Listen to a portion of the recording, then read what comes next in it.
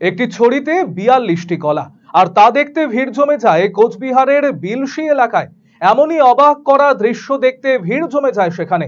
একটি মালভোগ কলার ছড়িতে 42টি কলা ধরেছে। এমন ঘটনা সত্যি অভূতপূর্ব। এমন ঘটনা আগে ঘটেছে কিনা তা নিয়ে সন্দেহ স্থানীয় বাসিন্দাদের মধ্যে। এমন ঘটনার খবর চাউর হতেই ভিড় জমে যায় তুফানগঞ্জ 1 নম্বর ব্লকের অন্দরান ফুলবাড়ি 2 নম্বর গ্রাম পঞ্চায়েতের বিলশি 1 নম্বর গ্রামে। স্থানীয় বাসিন্দা দেবব্রত বর্মার বাড়ির পাশেই রয়েছে একটি কলার ঝোপ। সেই ঝোপে রয়েছে কিছু কলার গাছ। একটি গাছ থেকে কিছুদিন আগেই কলার ছড়ি পেড়ে ঘরে রেখেছিলেন তিনি। সব কলা পাকার পর বৃহস্পতিবার কাঁদি থেকে কলা কাটতে গিয়ে নজরে আসে অবাক করা এমন দৃশ্য।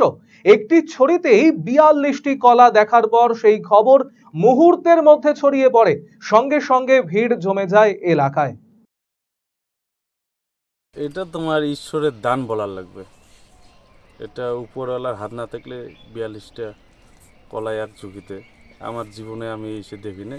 এইবারই প্রথম আর কি আমাদের গাছে দেখলাম। কি কলা এটা? এটা এসে মালভোগ কলা। কতগুলো ফল ধরেছিল গাছে? গাছে এইরকম এর থেকে ছোট ছোট ঝুঁকি হবে 25টা 30টা 35টা অবধি আমি দেখেছিলাম, কিন্তু এটা 42টা এইরকম প্রথম দেখলাম। অলৌকিক না, এটা তোমার ঈশ্বর প্রকৃতির দান। এটা জেনেটিকলি হবে না এইভাবে, কৃত্রিমভাবে।